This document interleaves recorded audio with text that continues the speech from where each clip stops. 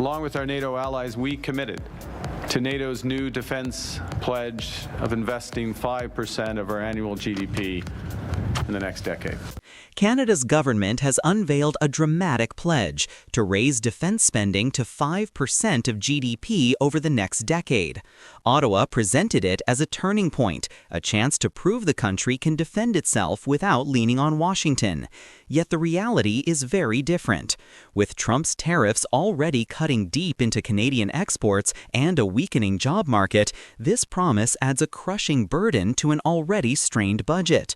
Instead of boosting confidence, it risks inflating deficits and squeezing essential services like healthcare and education.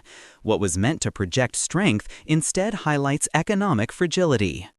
The timing makes matters worse. Canadians are already seeing higher prices, shrinking paychecks, and growing unemployment. Now they are being asked to shoulder unprecedented levels of defense spending. It is a gamble that looks less like strategy and more like desperation, especially when ordinary families feel the squeeze of trade wars and rising interest rates on mortgages. Ottawa points to submarines and autonomous aircraft as proof of progress. Submarines are branded as strategic assets, but they take weeks just to reach Arctic patrol areas and are limited by range and speed. Billions could vanish into hardware that adds little real security. This is the definition of backfire: huge costs with limited return. At the same time, projects in drone warfare and autonomous craft are paraded as innovation. Yet these programs are years away from meaningful deployment.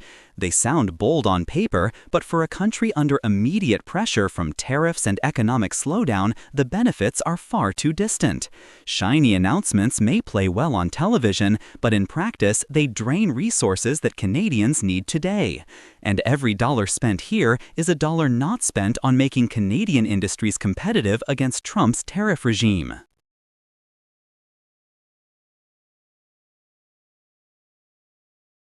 Once fully constructed, the Golden Dome will be capable of intercepting missiles even if they are launched from other sides of the world. Canada has called us and they want to be a part of it, so we'll be talking to them. They want to have protection also. Even with billions in new spending, Canada cannot break free from reliance on the United States. The militaries are deeply integrated through NORAD and NATO, sharing intelligence, training, and command structures. Any attempt at building parallel systems risks duplication, paying twice for capabilities that Washington already provides. We seem to agree that our best defense against the United States in particular may very well be to just continue working with them. This leaves Ottawa in a paradox. The more it spends, the more it exposes how little independence it actually has. The country ends up showcasing submarines and drones that still depend on American data, satellites, and support to function effectively. Rather than proving sovereignty, Canada demonstrates just how tied down it remains to its southern neighbor. And in that equation, Trump holds the advantage. Every escalation in tariffs or trade disputes now comes with the shadow of defense dependence hovering over Canada's side of the table. The Carney government wanted to show independence. Instead, it revealed a fragile fiscal position and a defense strategy riddled with contradictions. By chasing flashy projects and pledging vast sums of money, Canada highlights its weakness rather than its strength. For President Trump, the lesson is obvious. Canada talks about self-reliance but remains dependent and overextended.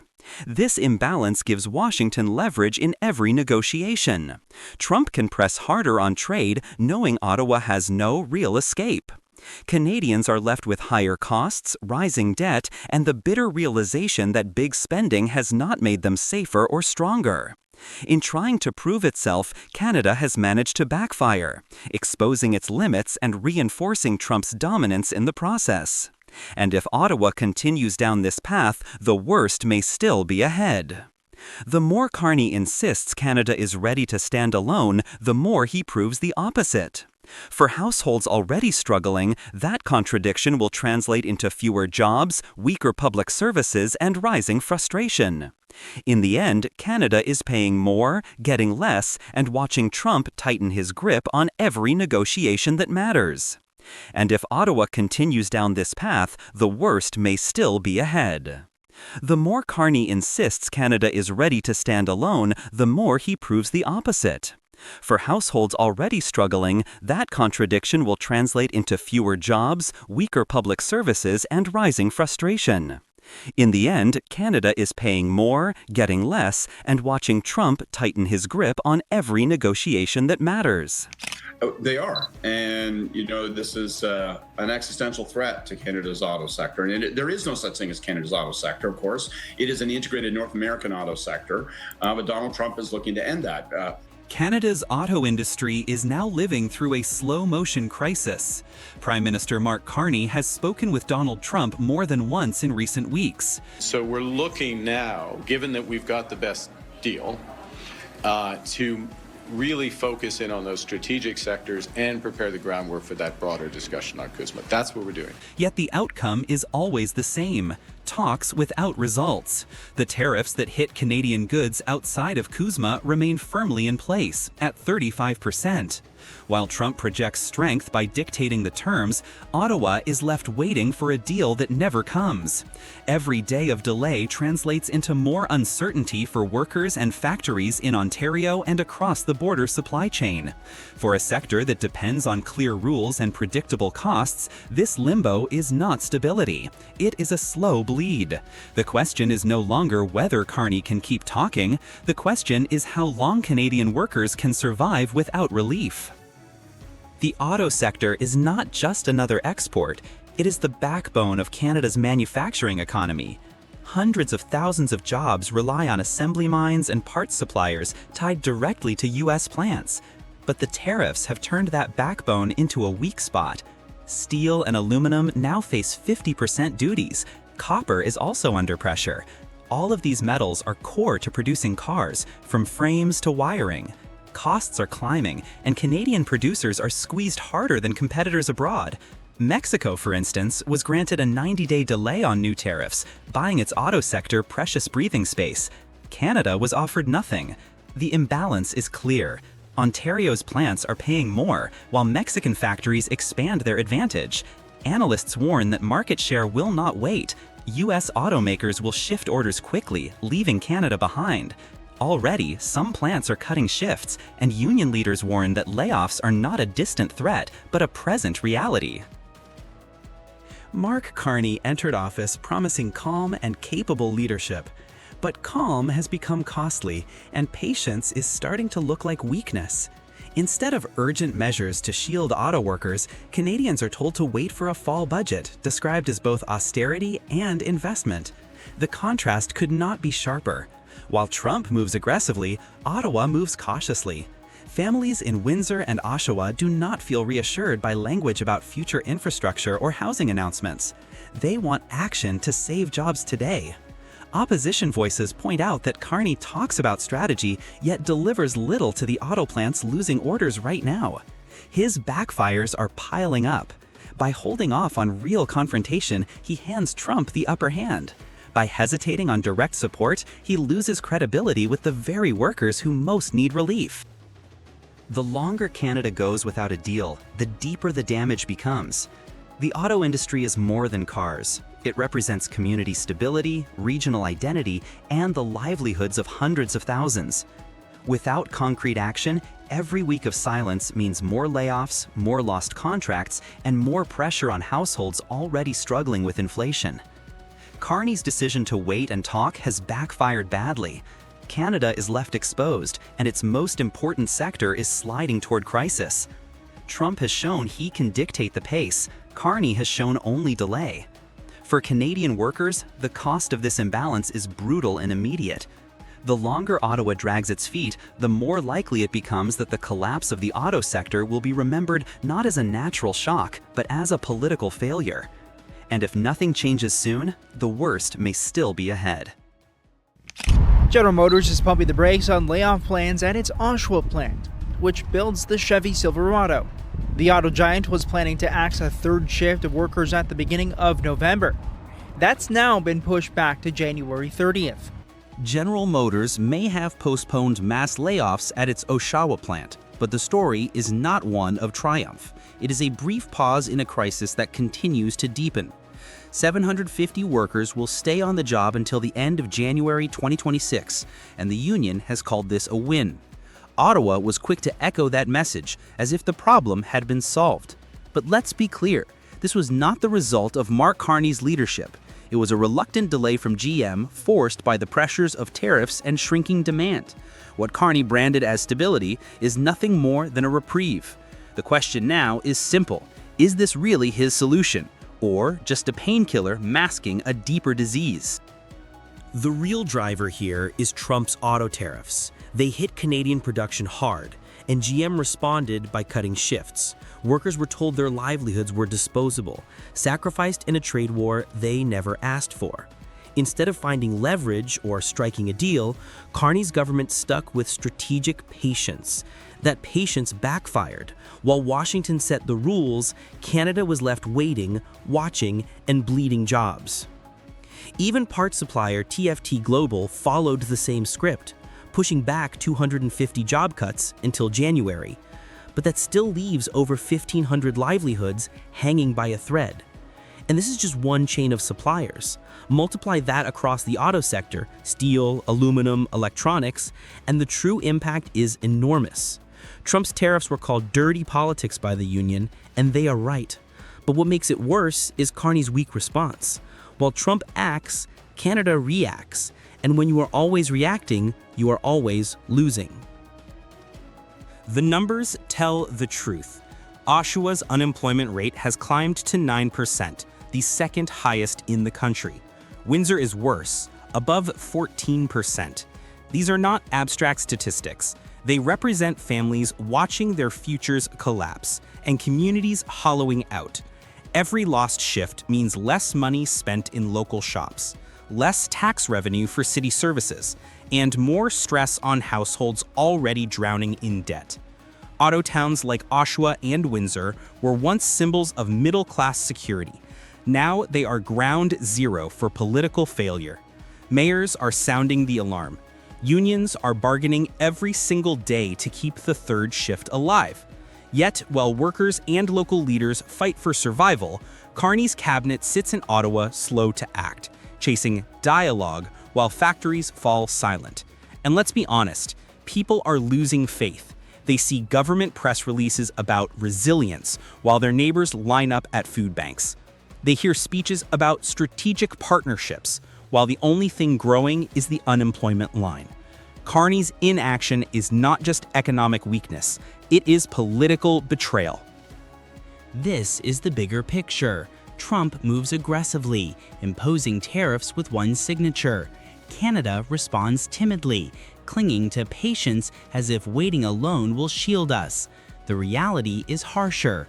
Every month of delay means more plants at risk, more suppliers folding, and more families left without work. Carney's policies are not building resilience, they are draining hope. What we see in Oshawa is not a solution, but a warning. If Ottawa refuses to confront the crisis head-on, postponed layoffs will soon become permanent closures.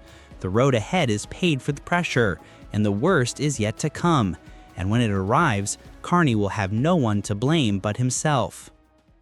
As the trade war drags on, Canadian workers are feeling the fallout. From manufacturing to transportation, industries hit hardest by tariffs are also getting hit hard by job losses. I think employers, businesses in general, they're very concerned about the uncertainty that we're facing. Companies are so much slower to hire. Canada is staring at its worst jobs crisis since the pandemic, and the numbers speak for themselves. In August alone, the economy lost 66,000 jobs. The unemployment rate spiked to 7.1%, the highest level since 2016 outside of COVID. Ottawa tried to spin it as a bump in the road, but for Canadian families, this is not just a statistic. It is the mortgage they can't pay, the food they can't afford, and the future they now fear. Mark Carney promised stability in the face of tariffs. What he delivered instead is a collapse in confidence, a surge in layoffs, and a labor market bleeding red. This is not leadership. It is damage control dressed up as optimism. The real driver behind this pain is Trump's tariff wall. Carney had months to prepare, yet his response left Canadian industries exposed. Windsor, once the beating heart of auto manufacturing, now suffers an unemployment rate above 11%. Oshawa stands at 9%. General Motors cut shifts and suppliers followed, with hundreds shown the door. We heard it directly from local voices. They have a fight on their hands. That anger is real because the consequences are immediate. And it is not just autos. In Amherstburg, the Crown Royal bottling plant, nearly a century old, will shut its doors, leaving 160 people jobless. Generations worked there, and now that heritage is gone. The company calls it streamlining and shifting bottling closer to U.S. consumers. Translation, Canada loses again. Carney had no leverage to stop it, no plan to keep those jobs on Canadian soil. When the supply chain moves south, the tax base shrinks, small businesses suffer, and the town center goes quiet. The crisis goes beyond cars and whiskey. Technical services, education, even sectors far removed from steel and tariffs are cutting staff. Employers are freezing hiring, choosing only the rarest candidates, while skilled trades workers flood recruiters with desperate calls. Recruiters say it plainly: companies are slower, pickier, colder. Communities are hollowing out. Amherstburg's mayor warns the town could become a bedroom community, a place where residents sleep but no longer work. That is how decline looks on the ground. Empty shifts, empty storefronts, empty optimism.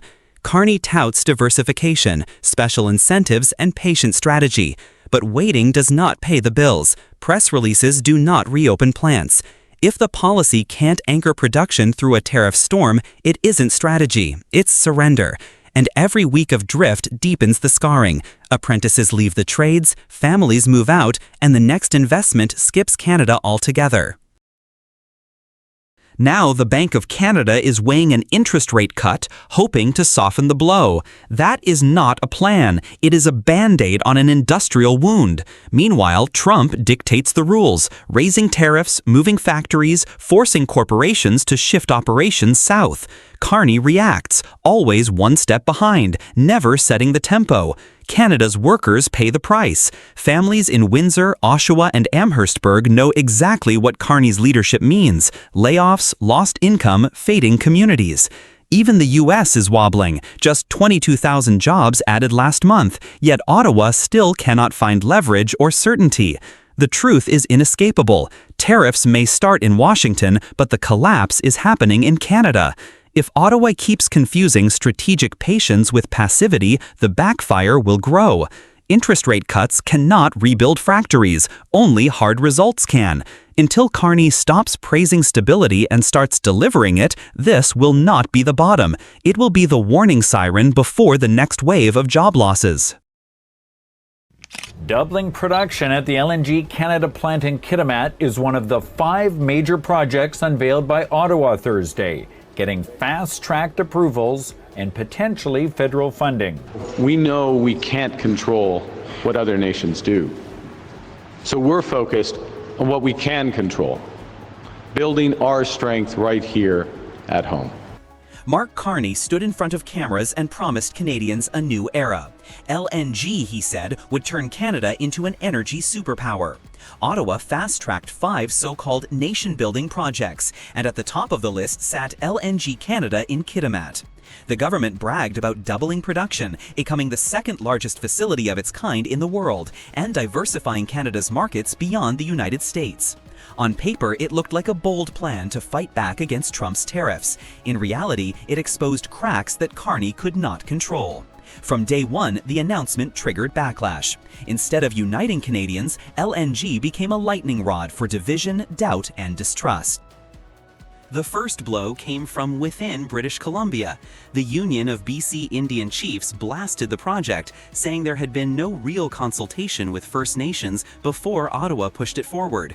Carney had promised reconciliation, yet the most high-profile project under his watch ignored the very people living on the land. That hypocrisy is now front and center. Then there is the money. A project of more than $30 billion relies heavily on private capital.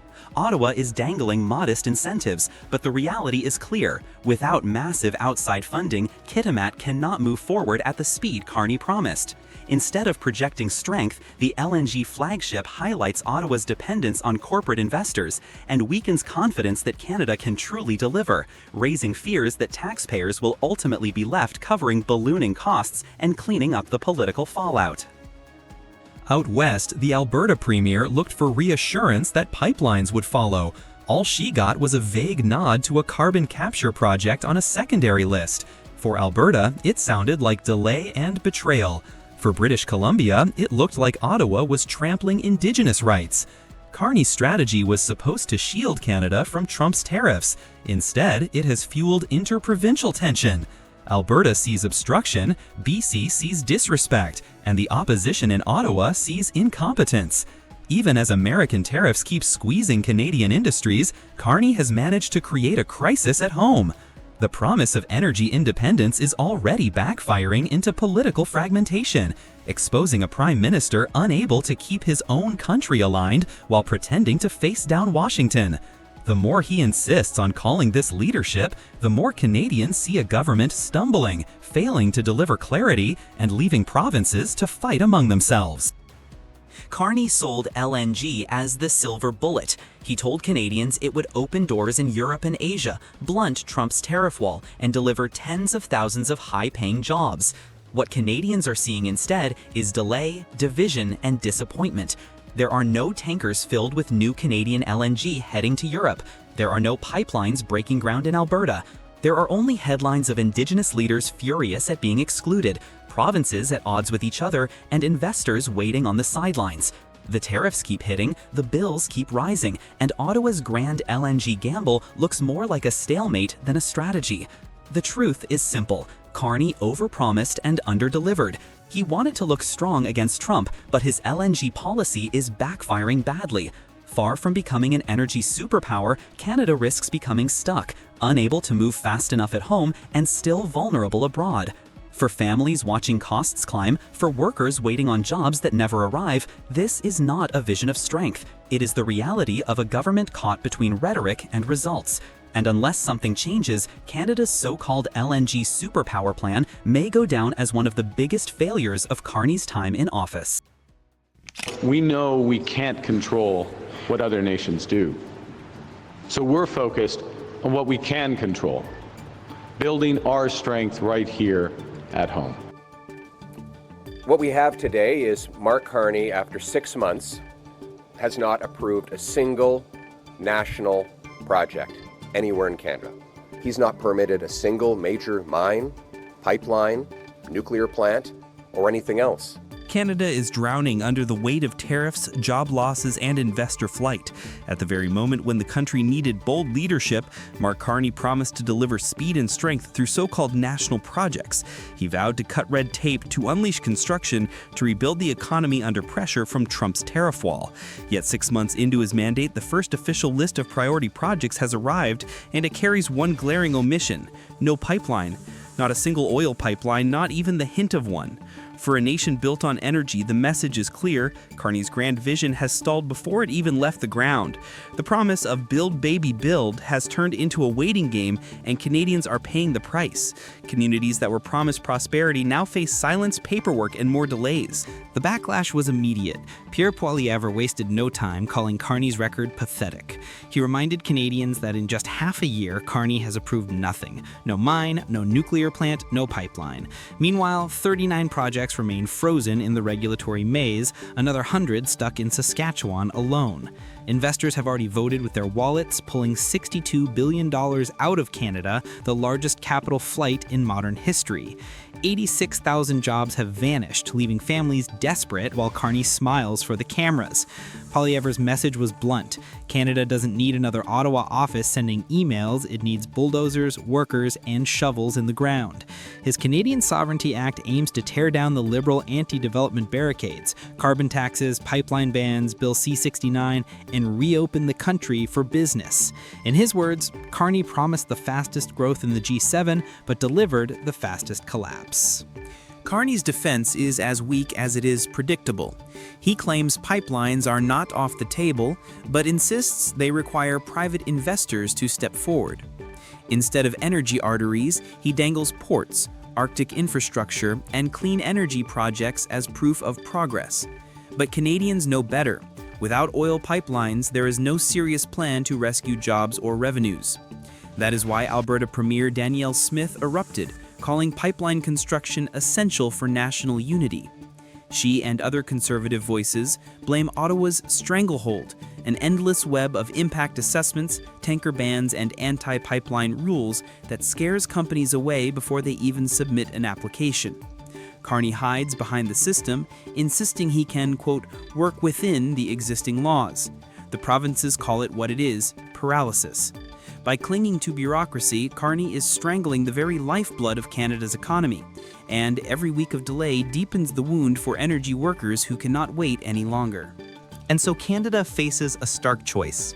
On one side, the country bleeds jobs, loses investment, and sinks deeper into dependency, while Trump's tariffs bite harder every month.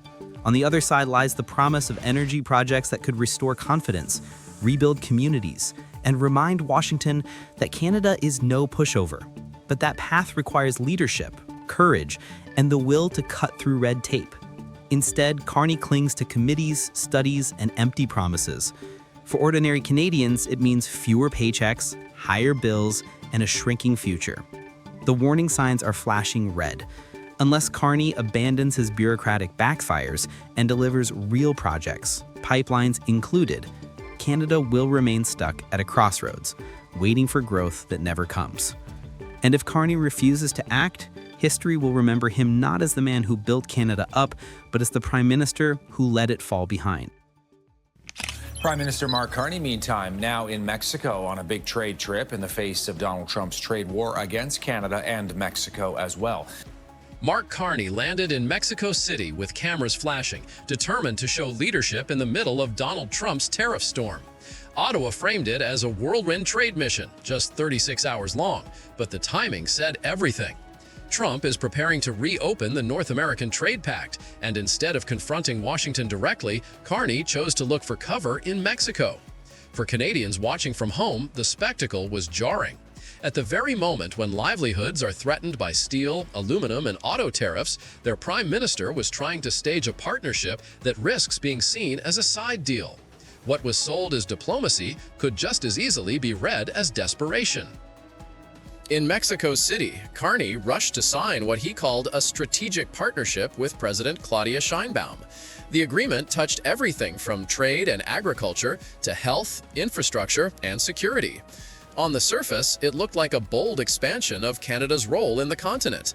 In reality, it was a fragile attempt to spread risk. Mexico, battered by Trump's pressure at the border and tariffs on its exports, is also seeking allies. Carney hoped to present Canada as a co-pilot in this balancing act. But for Canadian workers back home, the promises feel hollow. The factories are already slowing. The unemployment lines are already growing. A piece of paper in Mexico City will not change the fact that the United States still controls the levers of the game. Critics warn that Canada's reliance on U.S. markets cannot be offset by symbolic visits or new memorandums. With most trade still flowing south, Carney's talk of diversification makes Ottawa look weaker in Washington and overstretched in Mexico. The danger in Carney's maneuver is obvious. Even political analysts caution that Washington could easily see the Mexico visit as a move behind Trump's back. That perception alone is enough to turn a photo op into a liability. If the success of the trip depends on managing how it looks to the White House, then the gamble is already clear. While Washington prepares to reopen USMCA talks, Canada and Mexico huddle together in private. Trump has never hesitated to seize on optics as justification for harsher measures. By choosing this moment for a partnership show, Carney risks feeding the very narrative Trump thrives on, that Canada is avoiding confrontation and looking for shortcuts. What he frames as relationship building could just as easily be read in Washington as weakness. If Trump chooses to hit back, the consequences for Canada will be brutal. More tariffs on metals or autos could push an already fragile economy into deeper recession. Job losses are mounting, with tens of thousands gone in manufacturing and unemployment now at its highest level in nearly a decade. Families see prices climbing while paychecks shrink. At a time when every signal demanded focus on Washington, Carney chose to chase headlines abroad. Instead of strength, Canada may end up with less leverage in the USMCA review of 2026. Mexico can pivot south or toward Asia. Canada has nowhere to run. This is why so many observers call the Mexico gambit a high-risk play. It may soothe political optics for a day, but it leaves Canada exposed to retaliation and offers no shield for workers losing their jobs. If Trump doubles down, Canadians will pay again. And once more, they will be told to be patient while their leader boards another plane in search of another photo op. The question hangs heavy. Was this trip a clever strategy to broaden ties, or another misstep that backfires, leaving Canadians to pay the price while Trump tightens his grip on the continent's trade rules? For many, the answer is already clear.